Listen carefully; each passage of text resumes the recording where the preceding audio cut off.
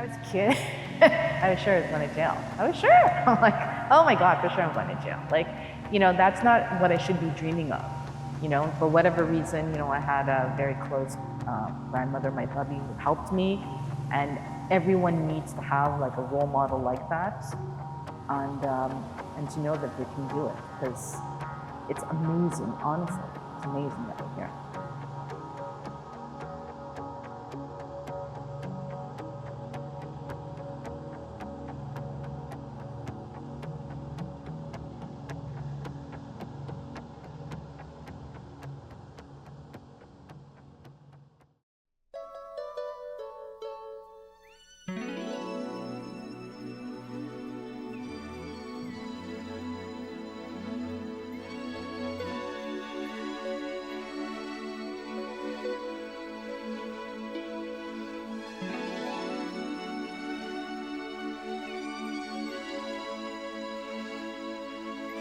Yeah, I know what it is. I was just saying.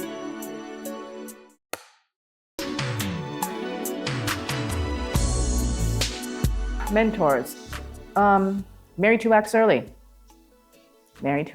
So she is Mohawk from Ganawage. She fell in love with an Irishman, went to New York City, married him, lived there for many years. Her husband passed away. She came back to Ganawage, was not allowed to return to the community because there was the government that decided that if you are a Native woman who marries a white man, you lose your Indian status. But if you are a Native man that marries a white woman, then you get your status.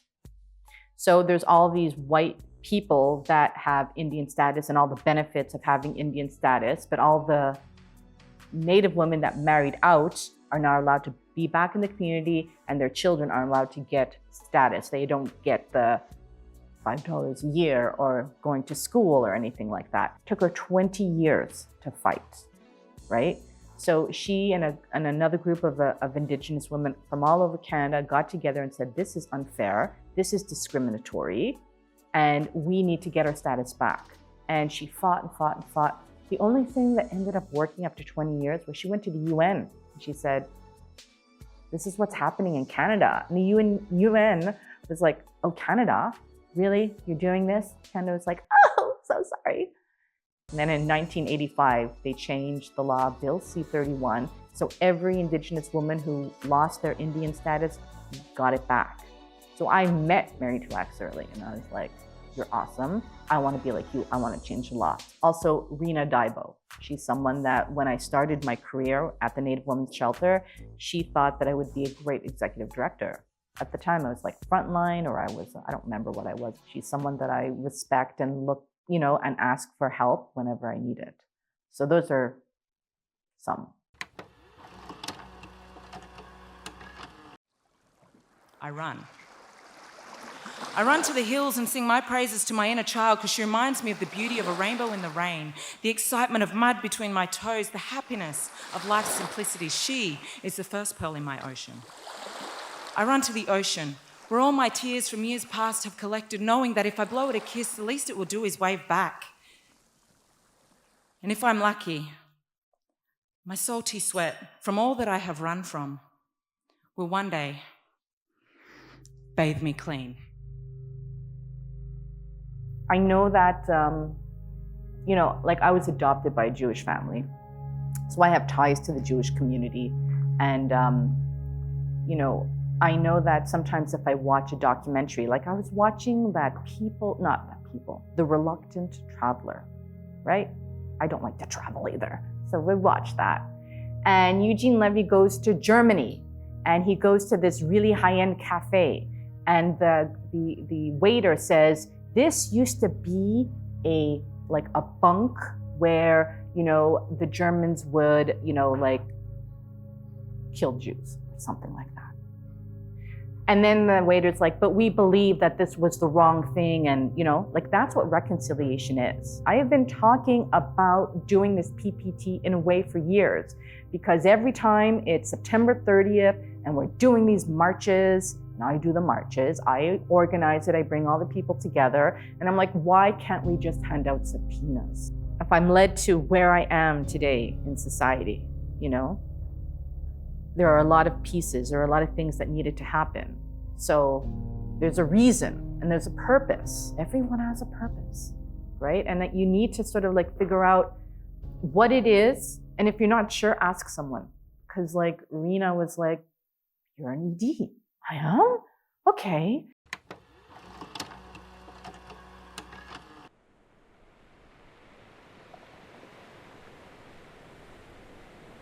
I'm not a racist, what's your basis? I have no power. I'm just an angry savage when I see faces on Mount Rushmore and Columbus at Coit Tower. They always ask me if I live in a teepee. Nah, I got these bars on my arms, a lonely nation, can't you see me?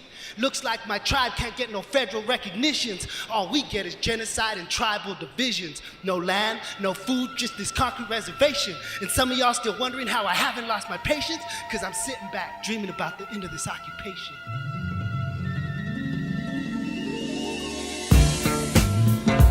Preconceived notions about Indigenous people, and this is the way. So if you look around, you'll see that it's not just Indigenous people, there's non-Indigenous people too. I sit on a committee with other community members, and we try to figure out what is the solution.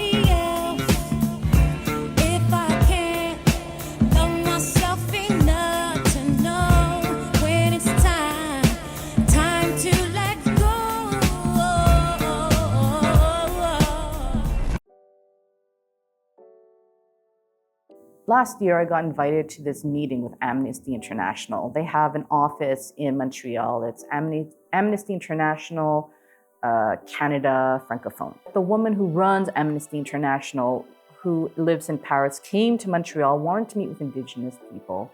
I think they wanted to ask me about 60 Scoop, which I'm a survivor of the 60 Scoop, and I wasn't really interested. I asked Amnesty, I said, so, this whole thing about mass graves.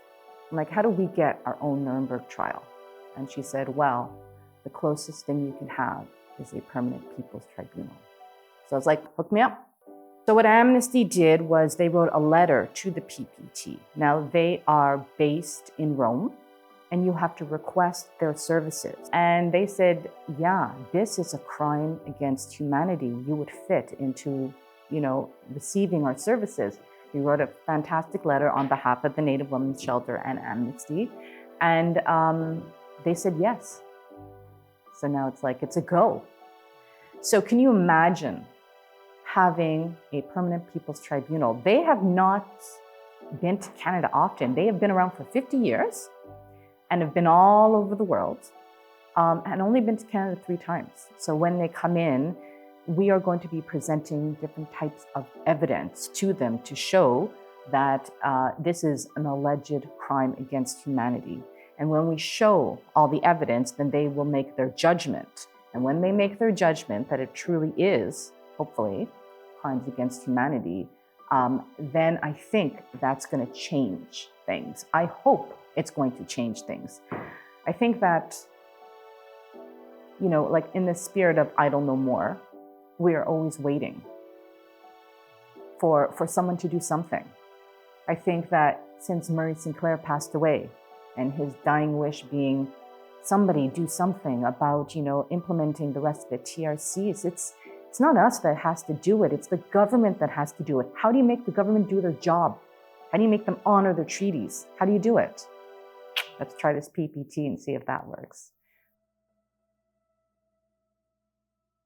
I can't be at peace when there's always these horrible things happening to Indigenous people. I can't be like, oh, I'm at peace because the next day I read something. I'm like, are you kidding me?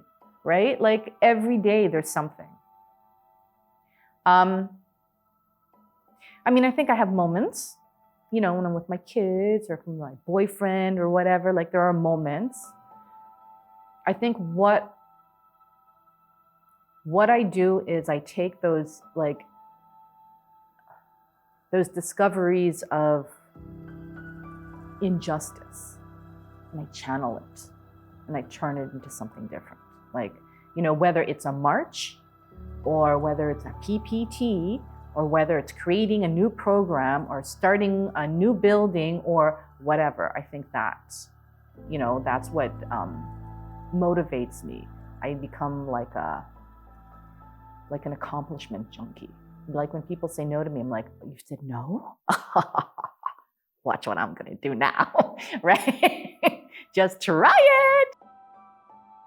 I feel bad for my kids, right? Like, what are they gonna inherit when, every day there's another,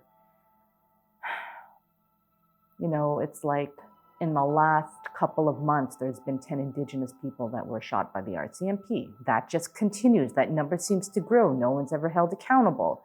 Are they gonna be safe? If the government actually enforces these TRC's calls to justice, that then, the children will learn in school that this is how you treat Indigenous people, and this is the devastation that they come from, but they're still here. I mean, the fact that we're still here when they put like smallpox in blankets and took our land and took our children, and like there's so many things, and we're still here.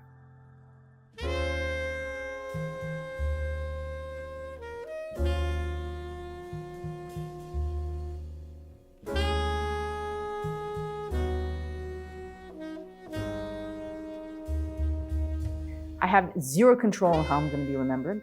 That's not mine. That's whoever's narrative. They'll see me however they want to see me.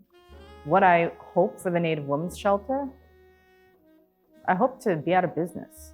I hope that women don't need a shelter. I hope they don't need the services of a shelter. There's a lot of trauma that's happened through residential school. It's over 100 years of residential school, losing our language, losing our culture. Like, it's not easy. So my dream would be that it is easy. It is easy as any other person, right? That we're not going to be racially profiled, whether we're by the police or by a social worker or by a teacher or by anyone,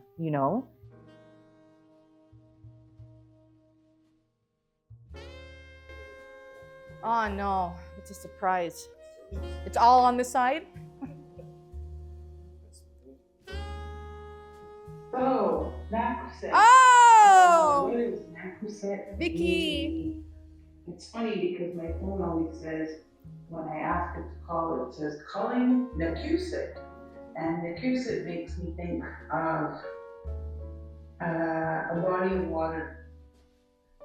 Nkosi, the body of water, as much as that could be the torrential rains, the ocean that rages and goes with the waves, goes with the seasons, and Nkosi is somebody I really appreciate in my life. Nkosi is a life force. She's a voice of reason, and a voice of reason that often sets fire under one's seat and gets them to get up, commit, and get engaged. So yeah, love you so much, Nkosi.